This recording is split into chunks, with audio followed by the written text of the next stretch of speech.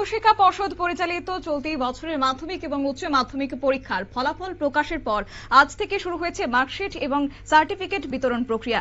রাজ্যের বিভিন্ন স্কুলের মাধ্যমিক পরীক্ষার্থীদের হাতে তুলে দেওয়া হচ্ছে তাদের প্রাপ্ত নম্বরপত্র এবং প্রয়োজনীয় শংসাপত্র।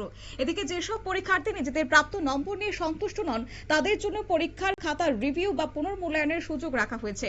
বোর্ড সূত্রে জানানো হয়েছে আগামী 27শে মে পর্যন্ত অনলাইন রিভিউর জন্য আবেদন করা যাবে। কি বললেন এই প্রসঙ্গে মধ্যশিক্ষা পর্ষদের সভাপতি ধনঞ্জয় গণ চৌধুরী, শুনুন। রেজাল্ট গত 8 তারিখে আউট হয়ে গেছে।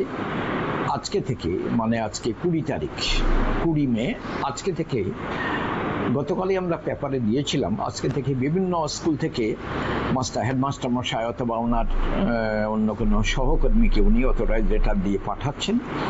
ওরা সবাই এখন আমরা খুব ব্যস্ত আছি, ওরা তাদের ওই ছেলে মেয়েদের মার্কশিট সার্টিফিকেট ইত্যাদি সংগ্রহ করছেন।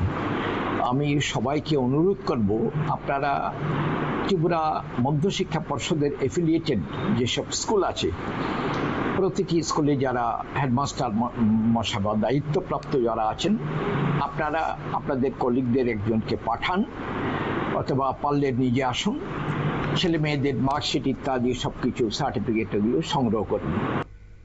তিনি জানান যে নির্ধারিত সময়সীমার মধ্যে ছাত্রছাত্রীদের প্রয়োজনীয় সমস্ত প্রক্রিয়া সম্পন্ন করার জন্য আহ্বান রেখেছেন। পাশাপাশি স্কুলগুলিকে দ্রুততার সঙ্গে মার্কশিট বিতরণের কাজ সম্পন্ন করার এদিন নির্দেশ দিয়েছেন।